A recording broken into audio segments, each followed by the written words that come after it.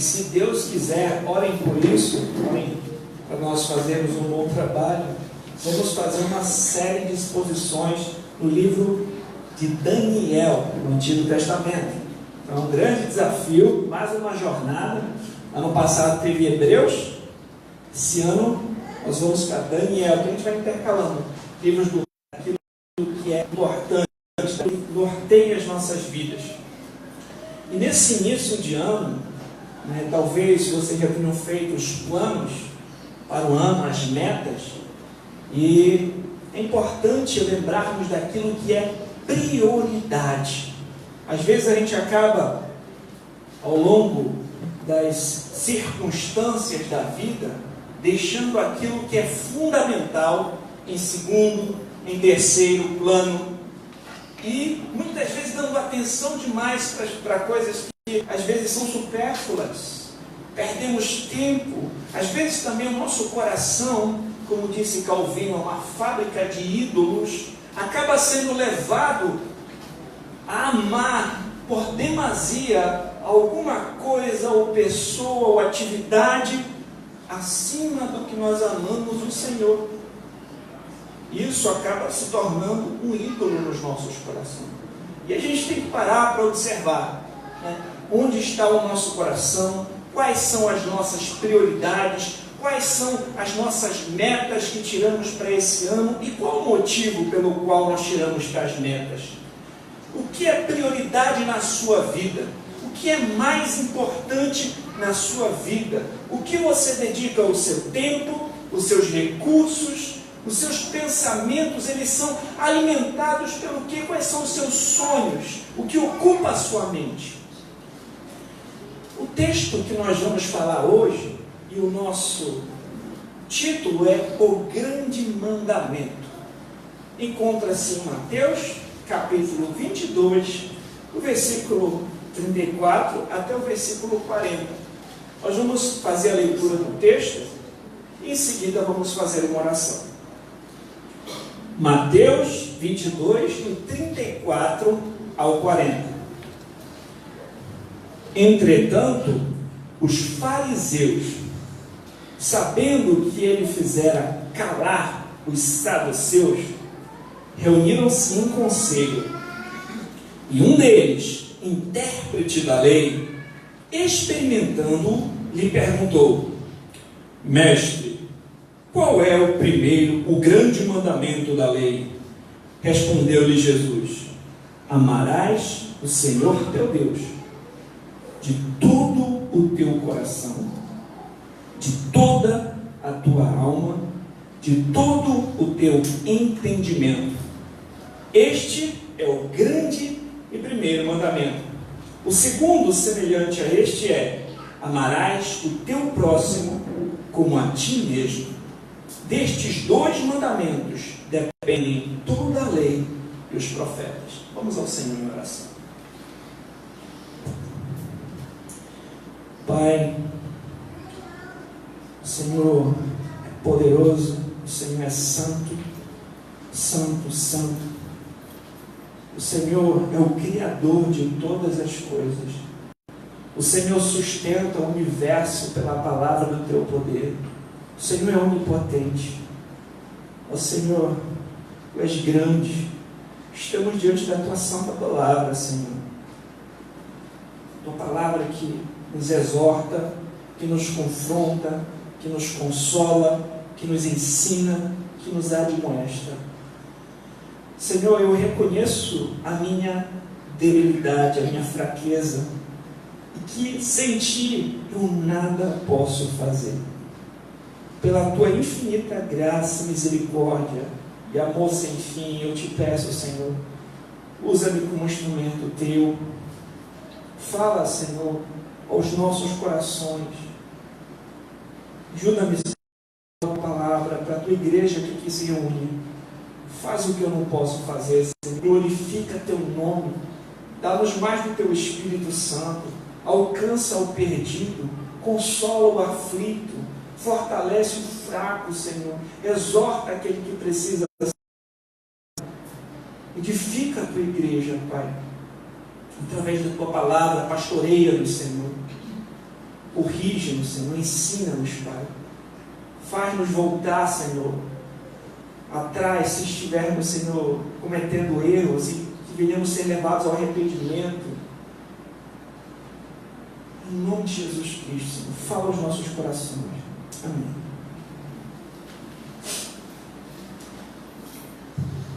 Meus irmãos, nós vemos aqui então um cenário. Os fariseus, certo? Versículo 34, sabendo que ele fizera calar os saduceus, reuniram-se em conselho. Primeira pergunta: quem eram os fariseus? Eles eram um dos principais grupos religiosos dos judeus. Eles eram os representantes mais rigorosos da espiritualidade judaica.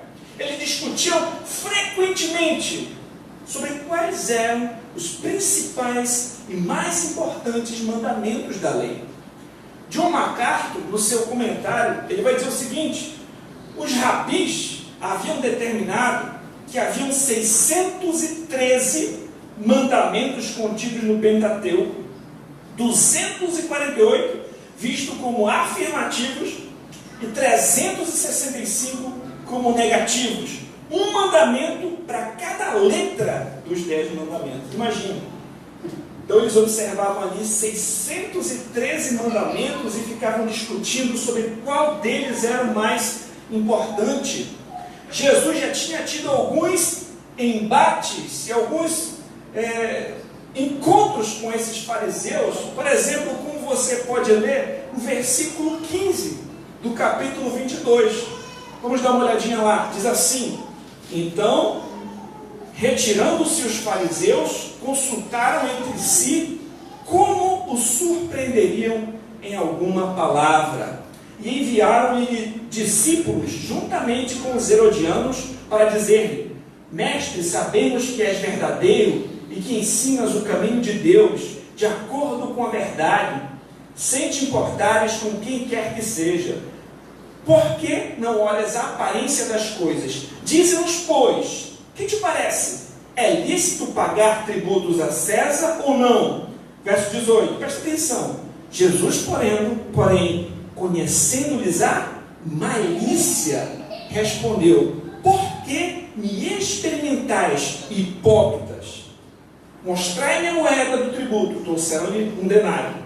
E ele perguntou: de quem é esta esfinge? Inscrição. Respondeu: de César. Então ele disse: pois dai a César o que é de César e a Deus o que é de Deus. E ouvindo isto, se admiraram, deixando e foram-se. De vez em quando, os fariseus faziam isso.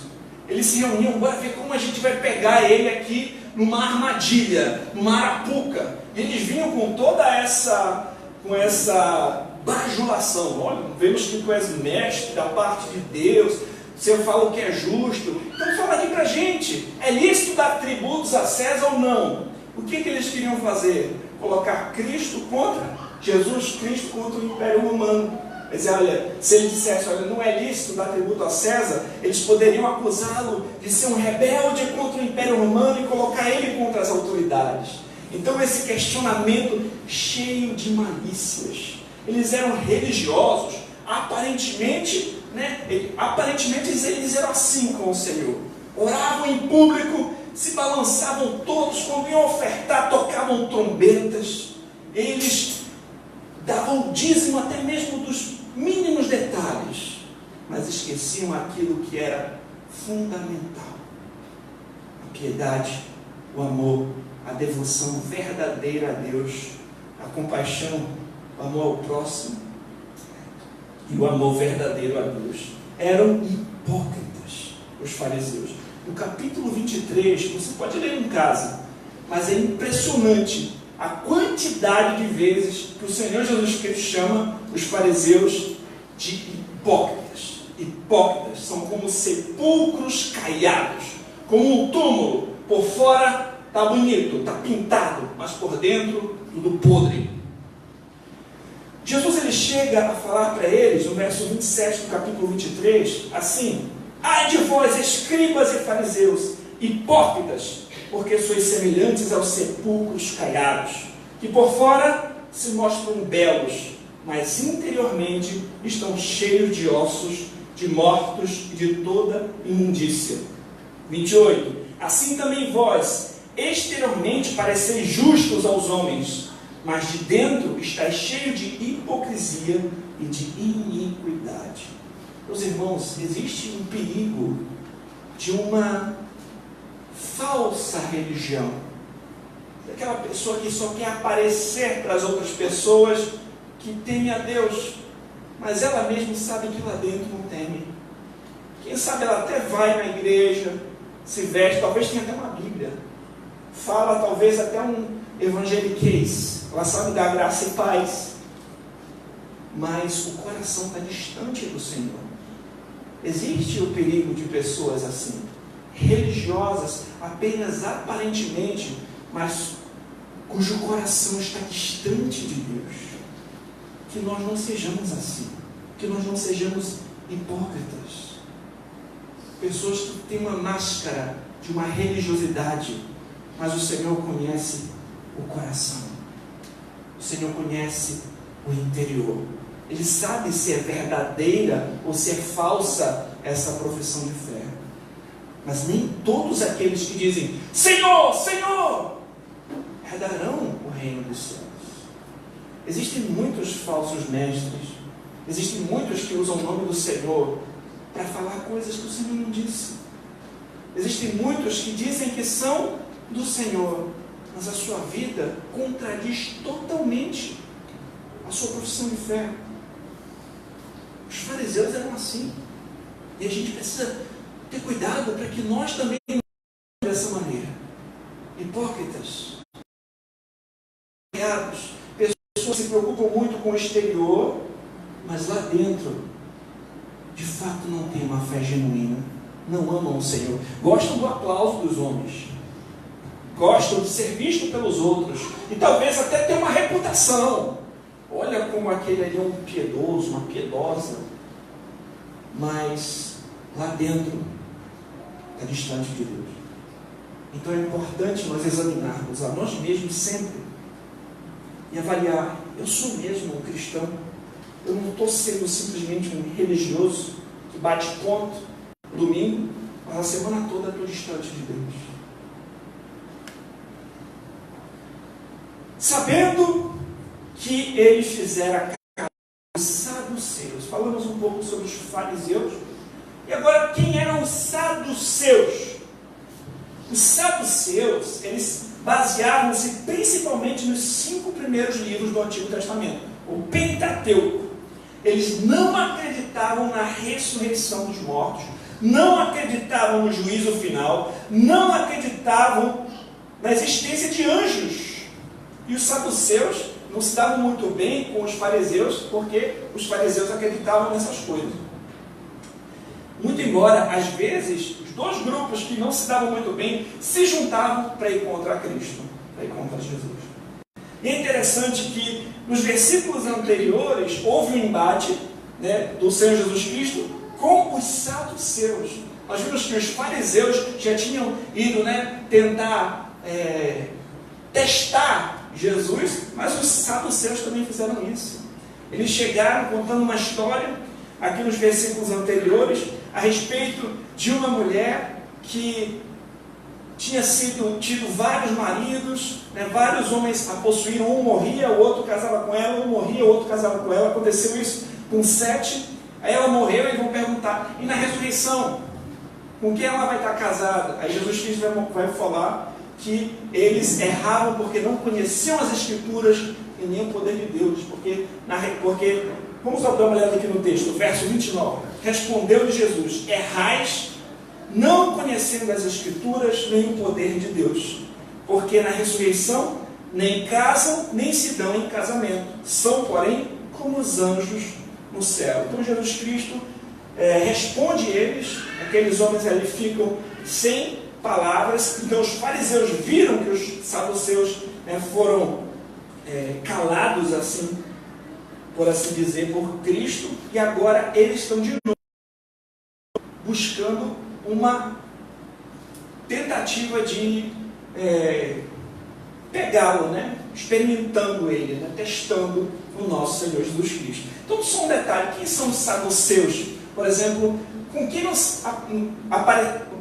que seria parecido um saduceu nos dias de hoje? Seria parecido com um liberal. Um liberal, que é a teologia liberal. O cara crê, mas não crê. Hoje, por exemplo, que não crê em inferno, que não crê em condenação, não crê nem na Bíblia alguns, né? Vamos dizer que a Bíblia não é a palavra de Deus. Então o saduceu era como se fosse um liberal daquela época. Eles não criam em anjo, não criam em juízo final, não criam um monte de coisa. Então hoje em dia existem os liberais que também causam muitos problemas. Que vão dizer que a Bíblia não é a palavra de Deus, que a Bíblia está cheia de erro, eles não creem em inferno, não creem, né, em condenação. Para eles, quem sabe o Evangelho é só você fazer o bem para as pessoas, fazer caridade, isso que é o Evangelho, acabam mudando tudo, não creem na palavra de Deus, no Evangelho revelado nas Escrituras.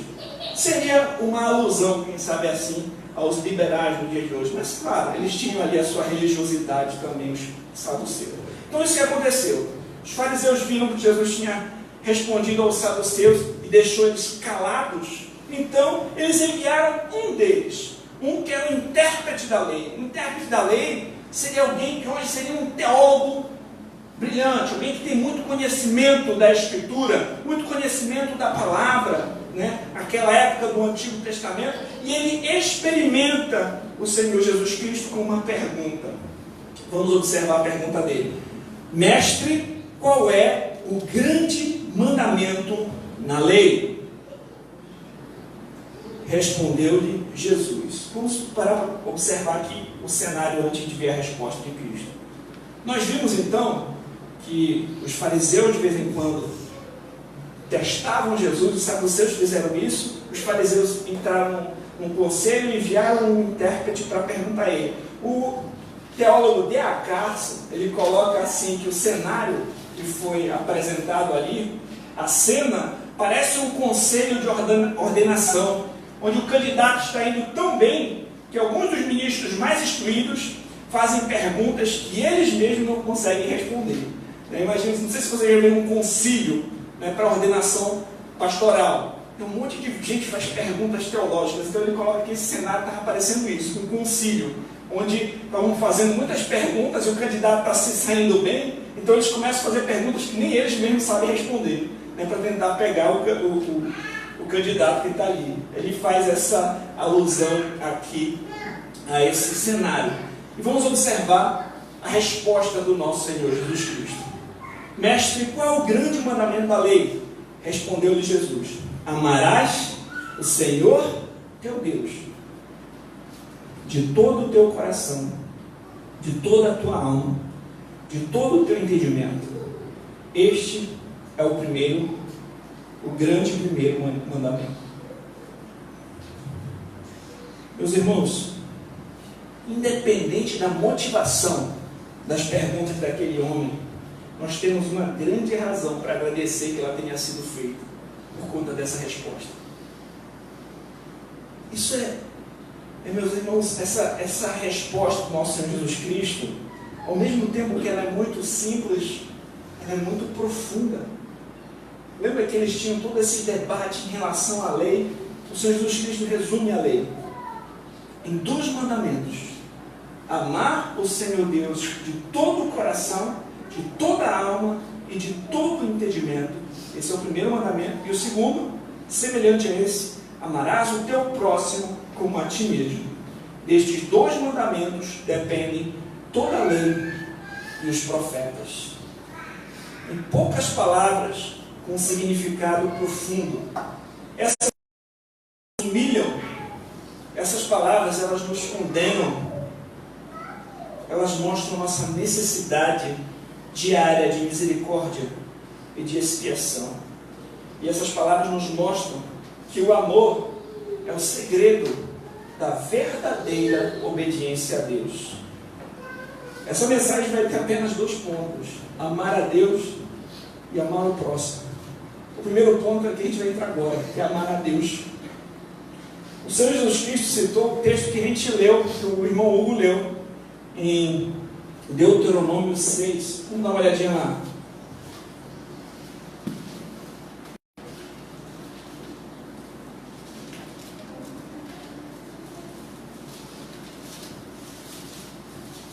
Deuteronômio capítulo 6, do 4 ao 7.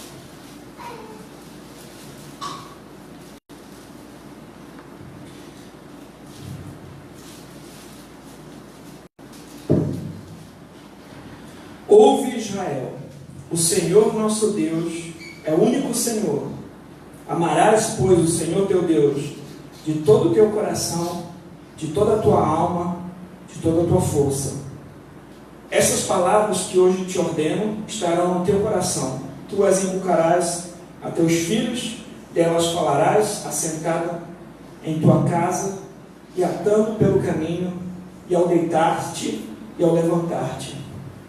Meus irmãos, aqueles homens provavelmente estavam esperando, quem sabe, uma resposta heterodoxa de Cristo, tentando, quem sabe, pegar ele em alguma blasfêmia, em algum erro teológico, mas uma resposta mais ortodoxa do que essa, eles não esperavam. Ele citou a Escritura, citou Deuteronômio 6, é o Shema dos judeus, né? Ouve, Israel, o Senhor nosso Deus é o único Senhor. Amarás o Senhor teu Deus de todo o teu coração, de toda a tua alma, de todo o teu entendimento, e lá também de todas as tuas forças.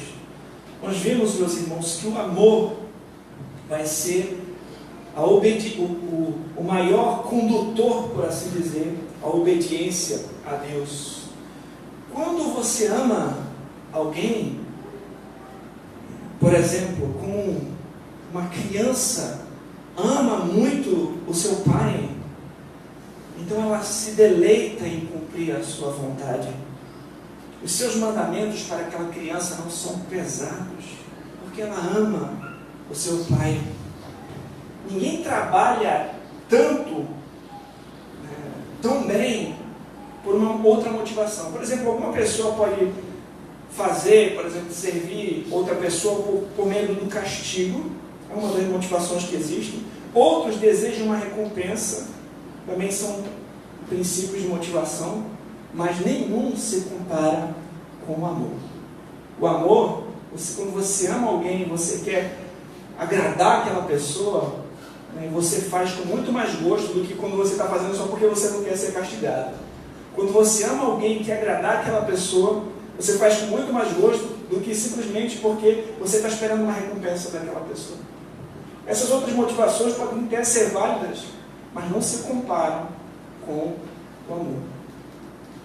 Então, cumpre melhor a vontade de Deus aqueles que fazem de coração, aqueles que amam a Deus verdadeiramente. Então, o primeiro mandamento é esse: amarás o Senhor teu Deus de todo o coração, de toda a tua alma, de todo o teu entendimento. Ele fala 3 vezes todo coração, toda alma, todo entendimento.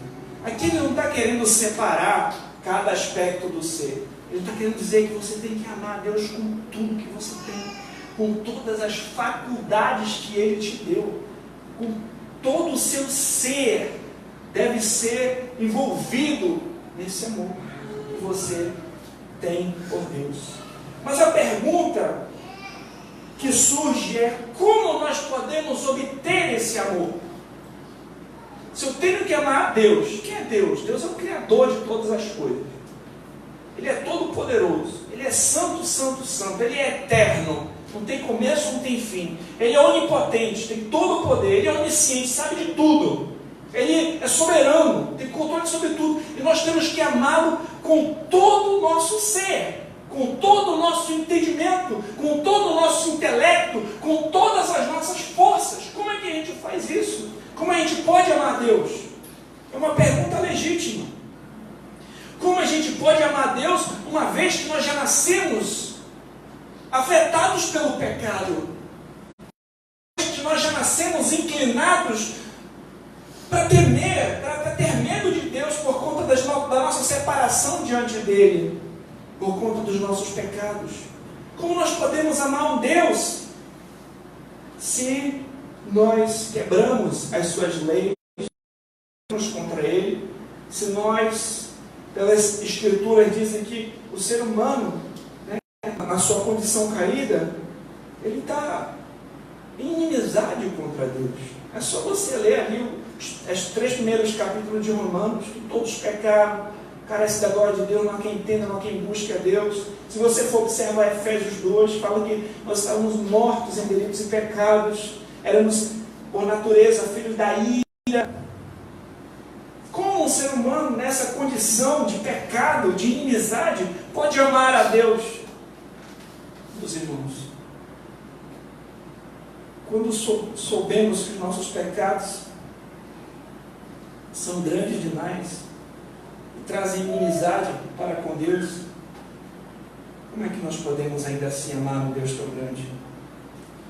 Nós louvamos nosso Senhor Jesus Cristo, porque por meio de Cristo nós temos paz com Deus, por meio de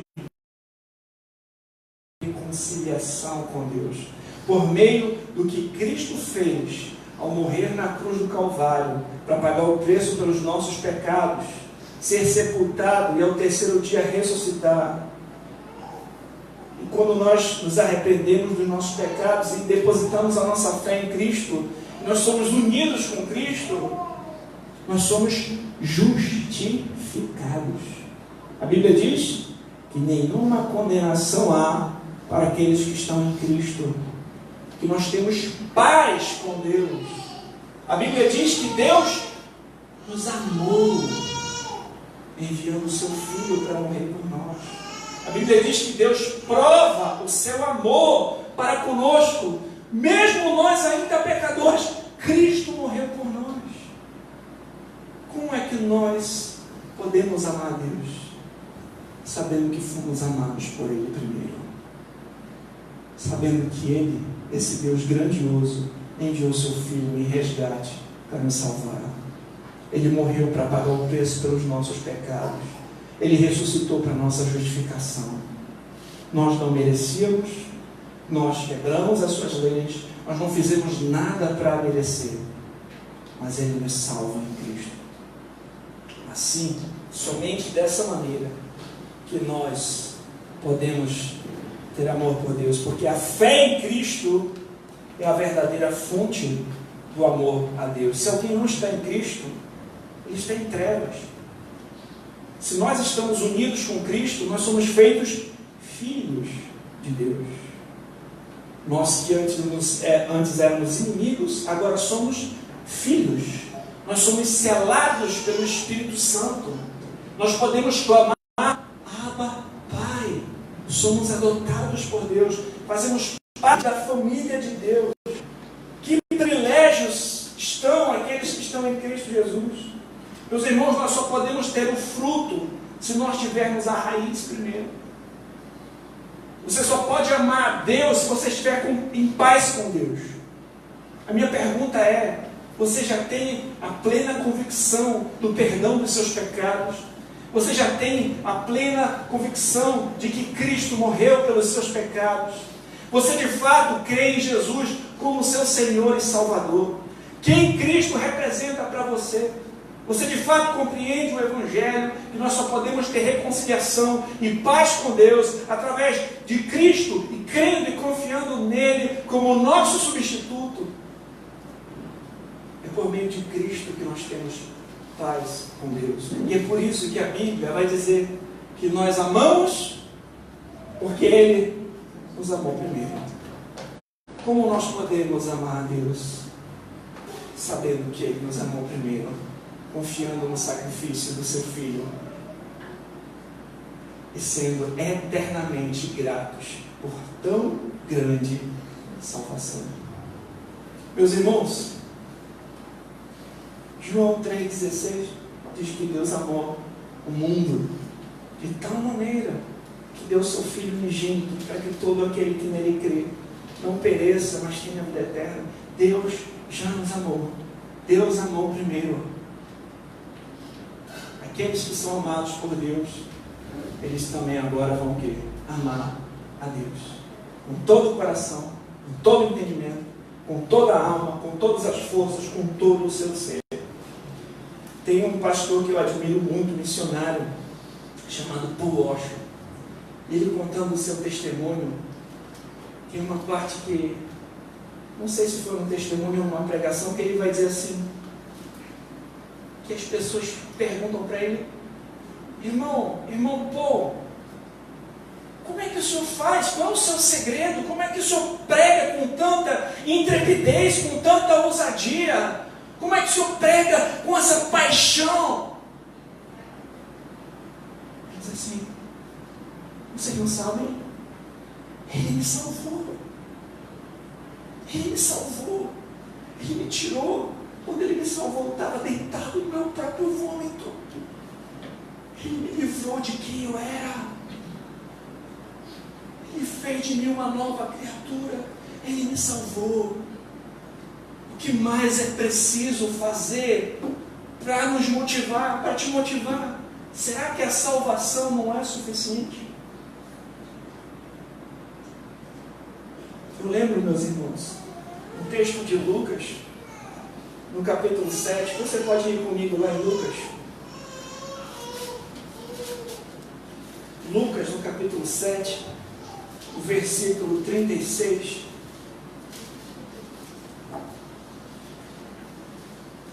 Fala que Cristo foi na casa de um fariseu chamado Simão, e entra uma mulher pecadora, provavelmente era uma prostituta, e essa mulher, ela chega e começa a adorar a Cristo. Nós vamos dar uma olhadinha no que aconteceu ali. Verso 36, convidou um dos fariseus para que fosse jantar com ele. Jesus, entrando na casa do fariseu, tomou lugar à mesa, e eis que uma mulher da cidade, pecadora, sabendo que ele estava à mesa na casa do fariseu, levou um vaso de alabastro com unguento, estando por detrás aos seus pés, chorando, regava-os com as suas lágrimas e enxugava com seus próprios cabelos, e beijava-lhe os pés e ungia com unguento.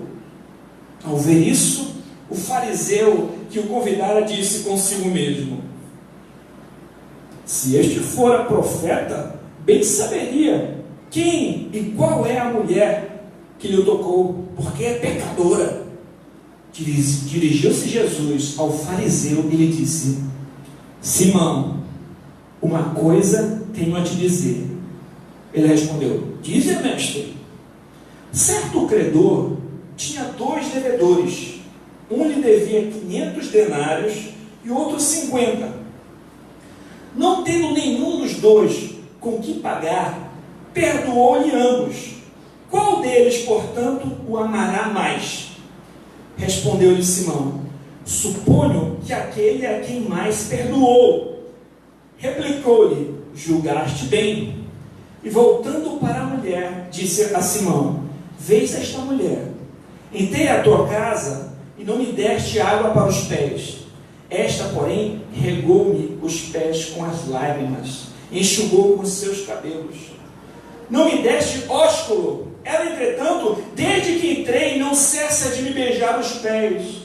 Não me ungiste a cabeça com óleo, mas esta, com bálsamo, ungiu os meus pés. Por isso te digo, perdoados lhe são os seus muitos pecados, porque ela muito amou, mas aquele a quem pouco se perdoa, pouco ama. Então disse a mulher, perdoados os teus pecados, são os teus pecados. Os que estavam com ele à mesa começaram a dizer entre si, quem é este que até perdoa pecados? Mas Jesus disse à mulher, a tua fé te salvou, vai-te em paz. Aquela mulher sabia bem que ela era pecadora, ela estava arrependida, ela sabia que o mestre estava ali, que Cristo estava naquela casa. Imagina aquele encontro, um fariseu todo pomposo ali, e chega aquela mulher se derramando aos pés de Cristo, e chorando, e com um vaso de alabastro, e derramando aos seus pés, e chorando aos seus pés. Ela sabia quem ela era, os seus pecados, estava arrependida e chorando aos pés de Cristo. O fariseu talvez achava que ela é pecadora, mas eu não. Aí Jesus conta essa história. Tinham 2 que deviam. Um devia muito, outro devia pouco, mas os dois não tinham como pagar a conta. Aí o patrão perdoa. Quem é que vai se alegrar mais? Aquele que devia muito. Pois é, olha, essa mulher, quando eu cheguei aqui, olha o que ela fez. Então, mostrou indiferença. Entendeu? Os dois são pecadores, tanto o religioso quanto a prostituta. Mas aquele que compreende o perdão demonstra amor. Quando a gente compreende o Evangelho, o que Cristo fez por nós, e de fato cremos nisso, isso deve fazer com que a gente também demonstre amor a Deus, demonstre adoração a Deus. É interessante, meus irmãos, no livro de Romanos, quando o apóstolo Paulo ele termina a seção doutrinária da carta, ele fala aí nos 11 primeiros capítulos, ele termina essa seção adorando a Deus. Quão insondáveis são os teus juízos, inescrutáveis são os teus caminhos. Quem conheceu a mente do Senhor? Quem foi o seu conselheiro? Quem a Ele deu para lhe pedir algo em troca? Porque dele, por meio dele, para Ele são todas as coisas. Glória, pois, a Ele eternamente. Amém.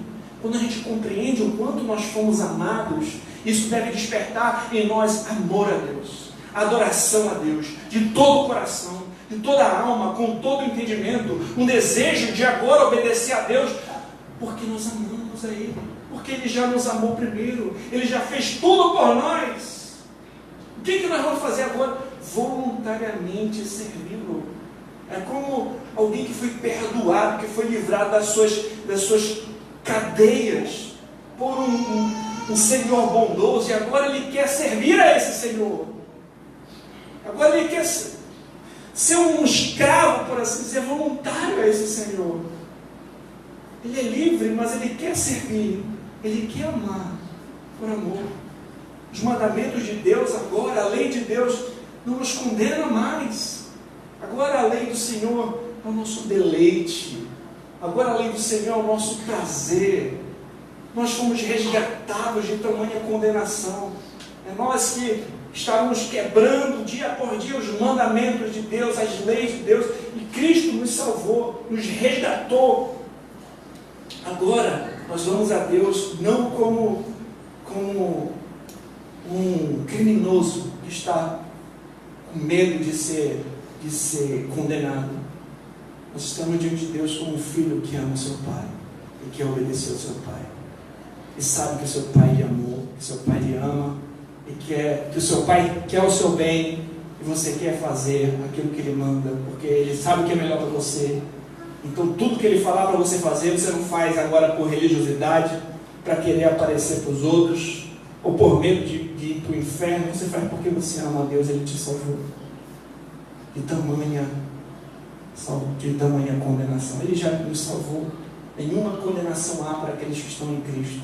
Então, se nós somos cristãos, dessa maneira nós podemos amar a Deus. Agora nós vamos observar os mandamentos de Deus. Abra comigo Êxodo 20.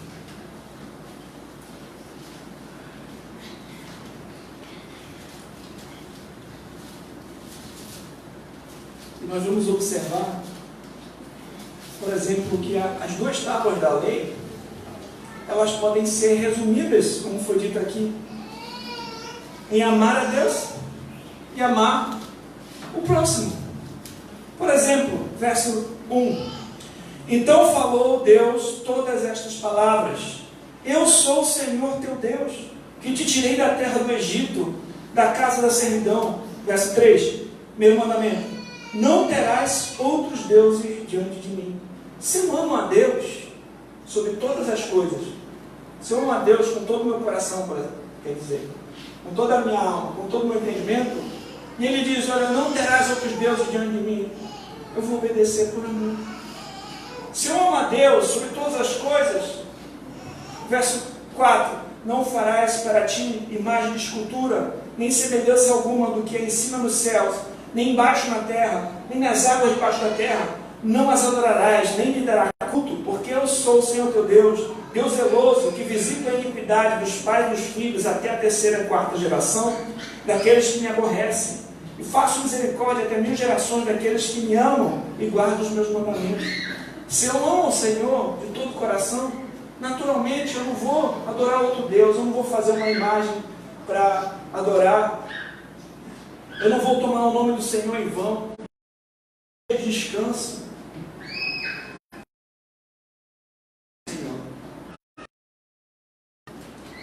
Como a gente cantou na música, aquele que tem os meus mandamentos e os guarda, esse é o que me ama. Nós vamos buscar observar os mandamentos de Deus por amor àquele que nos amou primeiro. Se a gente ama a Deus, a gente vai observar os seus mandamentos. Se você ama, né, o seu pai, ele é um pai bondoso, um pai gracioso com você. E ele fala para você fazer uma coisa, ele fala que ele não gosta disso, que você não vai fazer aquilo que ele não gosta. Você vai fazer aquilo que ele orienta, porque por amor. Esse é o primeiro mandamento. Amar a Deus. Busque conhecer, meus irmãos. Busque conhecer a Deus. Meditar na palavra de Deus. Observar as Escrituras e perguntar, Senhor, qual é a tua vontade? Busque conhecer os atributos de Deus. Busque ter comunhão com Deus em oração. Se você ama alguém, você se interessa, você quer conhecer, você quer ter relacionamento, busque ter relacionamento com Deus. Busque observar a sua vontade, o seu querer revelado na Escritura. Meus irmãos, se você já é um cristão, você tem Deus como Pai. Os mandamentos de Deus agora são um deleite para nós. E por gratidão, buscamos obedecê-los. Por amor a Deus, buscamos obedecer aos seus mandamentos. Esse foi o nosso primeiro ponto. Agora, o nosso segundo ponto, qual é? Este grande primeiro mandamento, 39. O segundo, semelhante a este, é: amarás o teu próximo. Como? Como a ti mesmo. Destes 2 mandamentos depende toda a lei e os profetas. Então nós vemos que o primeiro mandamento, ele é encontrado lá no Antigo Testamento em Deuteronômio, e o segundo em Levítico. Vamos lá para Levítico capítulo 19. Levítico 19.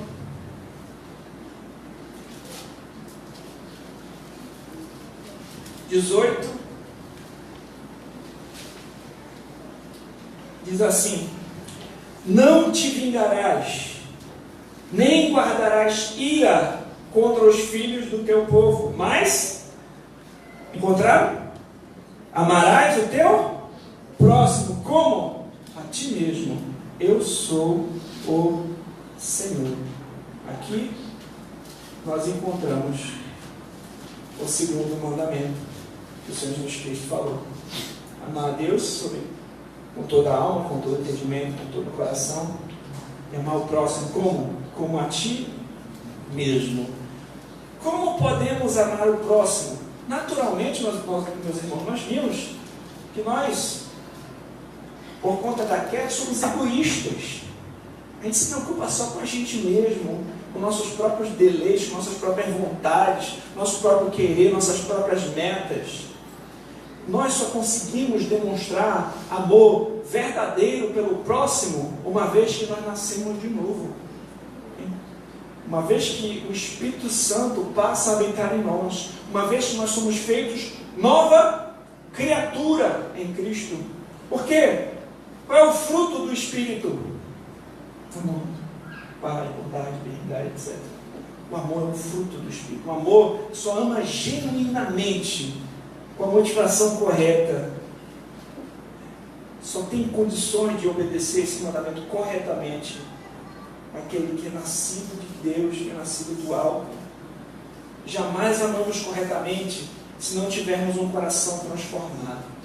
Porque o fruto do Espírito é amor.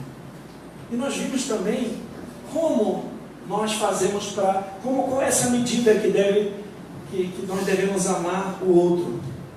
Verso 39. Amarás o teu próximo como a ti mesmo. Meus irmãos, a gente já se ama. Isso aqui não é um mandamento para dizer, olha, se ame. A gente já se ama. Normalmente, quando a gente está com fome, a gente vai comer. Quando a gente está com frio, a gente vai se cobrir. A gente cuida da gente mesmo. Eu gostaria que outras pessoas me tratassem. Essa vai ser a maneira com a qual eu vou tratar as outras pessoas. Por exemplo, como eu gostaria, eu entrei aqui nessa igreja, como eu gostaria de ser recebido? Eu gostaria de que me deixassem sozinho, e ninguém falasse comigo, ninguém se importasse comigo. Como eu gostaria de ser recebido? Assim eu vou receber os visitantes. Como eu gostaria que a minha esposa me tratasse? Com respeito? Eu gostaria que ela ficasse gritando comigo? Eu gostaria que ela me traísse? Não. Como é que eu vou tratá-la? Com respeito, com fidelidade, com amor, porque assim eu gostaria de ser tratado. Essa é a regra de ouro. Você vai tratar as outras pessoas, você vai amar as outras pessoas, você vai fazer para as outras pessoas aquilo que você gostaria que fizessem com você. Se eu estivesse passando por necessidade, se eu estivesse doente, numa cama de hospital, como eu gostaria que os irmãos da igreja me tratassem? Eu gostaria que orassem por mim? Sim ou não? Eu gostaria que fossem me visitar para conversar comigo, para não me sentir desamparado ali, claro. Então é essa maneira que você vai fazer, se colocar no lugar do outro. Hoje o fulano está precisando de ajuda. Se eu estivesse nessa situação, como eu gostaria que os outros me tratassem? É assim que eu vou tratar. É assim que eu vou fazer. E você tem que ensinar isso desde pequenininho para os seus filhos. Amar o próximo. A se colocar no lugar do outro. A pensar como é que você gostaria que ele lhe tratasse. Você gostaria de ser tratado você gostaria que te batesse? Fossem grossos com você? Você não gostaria disso. Então não faça isso com outros. E talvez seja uma hora de você refletir sobre a sua vida. Como é o seu tratamento para com as outras pessoas? As pessoas que estão próximas de você. Você de fato é um próximo que ajuda, que se preocupa, que busca, se colocar no lugar do outro, sentir a dor dos outros, chorar com os que choram, se alegrar com os que se alegram? Ou você só pensa nas suas próprias coisas e trata as pessoas às vezes de uma forma que você não gostaria de ser tratado? Reflita sobre o seu tratamento para com o próximo. Isso é uma lição muito importante, meus irmãos. Agora, quem é o meu próximo? Essa pergunta foi feita lá em Lucas 10. Lucas capítulo 10.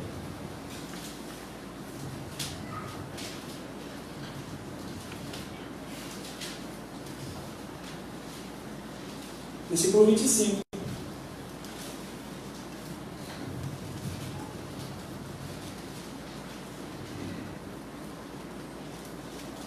E eis que certo homem, intérprete da lei, se levantou com o intuito de pôr Jesus à prova, mais um querendo colocar Jesus à prova, e disse-lhe: Mestre, que farei para herdar a vida eterna? Então Jesus lhe perguntou: que está escrito na lei? Como interpretas? A isto ele respondeu: amarás o Senhor teu Deus de todo o teu coração, de toda a tua alma, de todas as tuas forças, e de todo o teu entendimento, e amarás o teu próximo como a ti mesmo. Então Jesus disse: respondeste corretamente, faz isso e viverás. Me parece que ele consegue fazer, né? Ele, porém, querendo justificar-se, perguntou a Jesus: quem é o meu próximo? Ele tenta se justificar e pergunta: quem é o próximo dele então? Aí Jesus prossegue. Jesus prosseguiu dizendo: certo homem descia de Jerusalém para Jericó e veio a cair em mãos de salteadores, os quais, depois de tudo, lhe roubaram e lhe causaram muitos ferimentos. Retiraram-se, deixando-se semi-morto. Casualmente descia um sacerdote por aquele mesmo caminho, e vendo, passou de largo. Semelhantemente, um levita descia por aquele lugar, e vendo também, passou de largo. Certo samaritano que seguia o seu caminho, passou-lhe perto, e vendo, compadeceu-se dele. E chegando, pensou-lhe os ferimentos, aplicando-lhe óleo e vinho e colocando-o sobre o seu próprio animal. Levou para uma hospedaria e tratou dele. No dia seguinte, tirou 2 denários e os entregou ao hospedeiro, dizendo: cuida deste homem, e se alguma coisa gastares a mais, eu te indenizarei quando voltar. Qual desses 3 te parece ter sido o próximo do homem que caiu nas mãos dos salteadores? Olha como Jesus Cristo inverte, né? Ele tinha perguntado: quem é o meu próximo? E Jesus pergunta: qual deles foi o próximo do homem? Quem você está próximo? Né? Não de quem é que está próximo de mim? Ele inverte a ordem. Respondeu-lhe o intérprete da lei: o que usou de misericórdia para com ele. Então ele disse: vai, procede tu de igual modo. Quem é o teu próximo? De quem você pode estar próximo? A quem você pode servir? Essa situação foi casual, aconteceu. Tinha um homem lá passando, foi, claro, na história que Jesus contou. Tinha um homem, foi atacado, foi roubado, estava ali, todo moribundo. E aí passaram os religiosos, um levita, o sacerdote: opa, está perigoso aqui, vamos embora. Mas o samaritano, que era alguém que para eles era de má fama, foi quem foi, resgatou, colocou, cuidou das feridas, ainda deixou um dinheiro para pagar a hospedaria. Oportunidades podem surgir de repente para você amar o próximo. Pode ser uma pessoa que vai estar precisando da tua ajuda, está perto de ti. Qual será a tua reação? Talvez alguém que ficou enfermo, alguém que está ali precisando de uma ajuda. Você pode ajudar. Você vai estar amando o próximo. Se coloque no lugar. Se eu estivesse no lugar daquele cara ali, o que eu gostaria que fizesse por mim? Será que eu gostaria que me colocasse, cuidasse das minhas feridas, colocasse numa carroça, me levasse uma hospedagem e me pagasse? Foi isso que ele fez. Isso é amar o próximo. E esse amor vem de Deus. Nós temos que pedir: Senhor, nos ajuda a amar o próximo. Nos ajuda a ter esse amor abnegado. Geralmente a gente só quer fazer alguma coisa quando a gente tem alguma recompensa, né? Aí eu vou fazer porque aquele cara é gente boa. Eu sei que ele é meu amigo, legal. Mas e quando a gente não vai ganhar nada em troca? É aí que a gente mostra o amor cristão. A gente vê isso em Mateus mesmo. Aqui no capítulo 5, diz assim, verso 43: ouviste o que foi dito: amarás o teu próximo e odiarás o teu inimigo. Eu, porém, vos digo: amai os vossos inimigos e orai pelos que vos perseguem, para que vos torneis filhos do vosso Pai Celeste. Porque Ele faz nascer o céu sobre maus e bons, e faz vir chuva sobre justos e injustos. Porque se amardes os que vos amam, que recompensa tendes? Não fazem os publicanos também o mesmo? E se saudardes somente os vossos irmãos, que fazeis demais? Não fazem os gentios também o mesmo? Portanto, sede perfeitos, como perfeito é o vosso Pai Celestial. E aqui é o nosso modelo de amor. Nós devemos ser imitadores de Deus. Deus nos amou. E é interessante, meus irmãos, que no Novo Testamento nós temos um perfeito exemplo a seguir de alguém que amou a Deus sobre todas as coisas e amou ao próximo como a si mesmo, e deixou o mandamento para nós seguirmos. Abra comigo João, capítulo 13. João 13.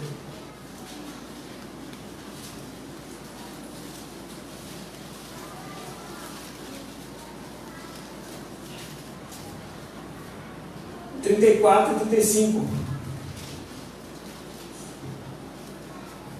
Novo mandamento vos dou, que vos ameis uns aos outros. Esse é um mandamento novo? Já não tinha?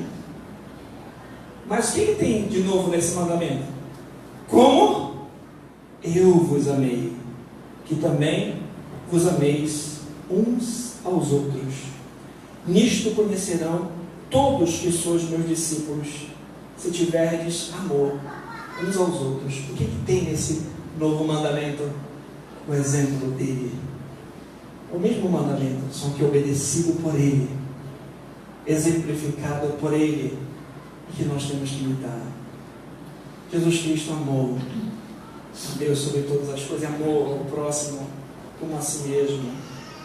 Ele serviu, ele se humilhou, ele se colocou, para até mesmo lavar os pés dos seus discípulos. Ele ensinou, ele repreendeu. Ele é o exemplo perfeito que nós devemos seguir. Meus irmãos, um mandamento está totalmente ligado com o outro.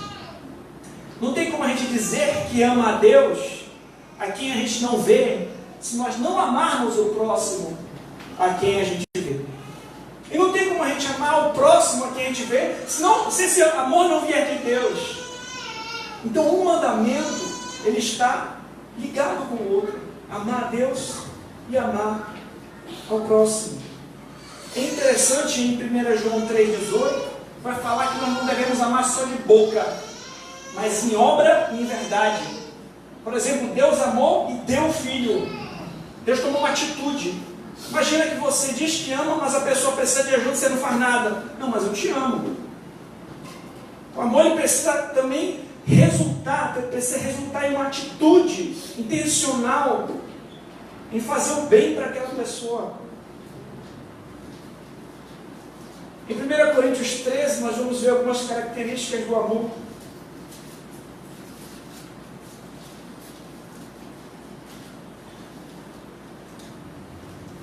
Verso 4, o amor é paciente, é benigno, o amor não arde em ciúmes, não se ufana, não se ensoberbece, não se conduz inconvenientemente, não procura os seus interesses, não se exaspera, não se ressente do mal, não se alegra com a justiça, mas regozija-se com a verdade, tudo sofre, tudo crê, tudo espera, tudo suporta, o amor jamais acaba. E ele continua desenrolando. Se a gente ama uma pessoa, a gente não vai fazer intencionalmente o mal para essa pessoa. Pelo contrário, nós vamos nos esforçar para fazer o bem. E vamos voltar aqui. Só um detalhe, em 1 Pedro 4,8, vai falar que o amor cobre uma multidão de pecados. Quem ama, perdoa. Assim como nós somos perdoados por Deus, se nós amamos, nós perdoamos também. Nós vamos observar agora Êxodo 20 novamente. E vamos observar a segunda tábua da lei. Nós vimos que a primeira tábua de respeito a amar a Deus sobre todas as coisas, certo? Tem 4 mandamentos. E a segunda tábua? Êxodo 20. Tem mandamentos. O que diz respeito à segunda tábua? Verso 13. Não matarás. 14.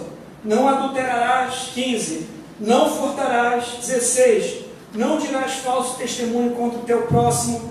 17. Não cobiçarás a casa do teu próximo. Não cobiçarás a mulher do teu próximo, nem o seu servo, nem a sua serva, nem o seu boi, nem o seu jumento, nem coisa alguma que pertence ao teu próximo. A primeira tábua de respeito, amor a Deus. E a segunda tábua, amor ao próximo. Se eu amo meu próximo, não vou matá-lo. Se Jesus ele vai mostrar que a raiz do mandamento é maior do que essa, eu não vou nem odiá-lo. Se eu amo meu próximo, eu não vou cobiçar a sua mulher. Se eu amo meu próximo, eu não vou trair a minha esposa porque eu a amo. Eu não gostaria que ela fizesse isso comigo. Se eu amo meu próximo, eu não vou furtá-lo. Eu nem vou desejar cobiçar as coisas dele. Mas eu vou me alegrar com as alegrias. Vou me entristecer com as suas derrotas. Vamos observar Romanos 13. Rapidinho. Esse versículo demonstra muito bem esse ponto. Romanos 13, 9 e 10. Isso é porque é um sermão de 2 pontos, né? Se fosse mais pontos, ia demorar mais. Já estou acabando. Romanos 13, verso 9. Pois isto, ele vai citar a segunda tábua: não adulterarás, não matarás, não furtarás, não cobiçarás. Se há qualquer outro mandamento, tudo nesta palavra se resume: o quê? Amarás o teu próximo como a ti mesmo. Porque fica implícito. Se você amar o seu próximo, você não vai fazer essas coisas. Você vai obedecer. Por isso, esses dois mandamentos, eles resumem tudo. Toda a lei. Amar a Deus e amar o próximo. O amor é o grande segredo da reta conduta para com os nossos semelhantes. Aquele que ama o próximo recusará fazer-lhe qualquer dano intencional, seja na pessoa, seja o caráter ou a sua propriedade. Ao contrário, desejará fazer-lhe o bem em todos os sentidos, procurará aliviar suas tristezas e fomentar suas alegrias. Ensine seus filhos a amar o próximo e a tratar os outros da maneira como eles gostariam de ser tratados. Para nós concluirmos, vamos lembrar de algumas coisas. A lei de Deus é resumida por Cristo em amar a Deus e amar o próximo. Esses mandamentos estão unidos e nós não teremos condições de cumpri-los. Todos nós precisamos de um Salvador, mas Cristo nos salvou, nos reconciliou com Deus, e em Cristo nós somos filhos de Deus, e nós obedecemos por quê? Por amor, gratidão àquele que nos amou primeiro. Aquele que tem os meus mandamentos e os guarda, esse é o que me ama. E em Cristo nós temos o supremo exemplo de alguém que seguiu esses dois mandamentos, de amar a Deus e amar o próximo. E eu vou ler um trechinho aqui queria que vocês prestassem atenção para a gente concluir. Jesus adorava e servia a um só Deus. Nenhuma coisa ou pessoa usurpou o lugar de Deus em sua vida. Jesus não tinha imagens ou ídolos, mas adorava a Deus em espírito e em verdade. Jesus tinha o mais alto respeito por Deus e seu nome. Jesus separou o tempo para descansar e honrar a Deus. Jesus obedecia a seus pais terrenos, dando-lhe respeito e honra. Jesus nunca matou ninguém ou guardou raiva em seu coração contra outra pessoa. Jesus nunca cometeu adultério ou olhou com cobiça para alguém. Jesus nunca furtou a propriedade de ninguém. Jesus nunca mentiu por nenhuma razão. Jesus nunca de outro ou teve inveja. Então, para a gente refletir, aquele a quem nós devemos seguir o exemplo e sermos imitadores, Cristo Jesus. Amém? Meus irmãos, reflita a respeito do que foi dito aqui. Esses são fundamentos. Talvez você já conhecia esses dois mandamentos, mas passa a refletir a respeito deles. Como você tem observado esses mandamentos na sua vida? Antes de tudo, avalie se você de fato já é um cristão. Não seja como um fariseu hipócrita. Se você tem essa dúvida, clame a Deus para que Ele te salve, para que Ele te dê uma fé genuína, para que você tenha condições de ter paz com Ele e amá-lo. Se você já é um cristão, observe se não existe alguma coisa que está tomando o lugar do Senhor na tua vida. Porque nós temos que amar a Deus por tudo, todo o coração, todas as forças, toda a alma, todo o entendimento, todo o nosso ser. Ele tem que ser o primeiro lugar, a nossa prioridade. E avalia também como é que está o relacionamento com o próximo.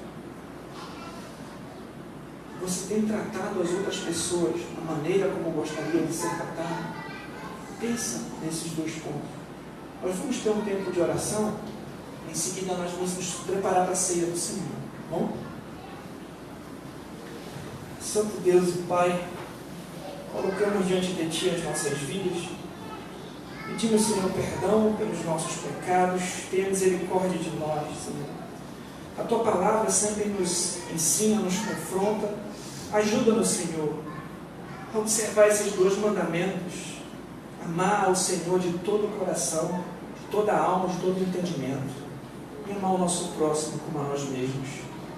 Sabemos que nas nossas forças a gente não consegue, mas pelo poder do Teu Espírito que nos habita, ajuda-nos, Senhor, a demonstrar o fruto do Espírito, que é o amor. Ajuda-nos, Senhor, a seguir o exemplo de Cristo, a sermos imitadores de Cristo e a obedecer aos Teus mandamentos, por amor daquele que nos amou primeiro. Em nome de Jesus Cristo. Amém. Meus irmãos, hoje nós vamos cercar a mesa do Senhor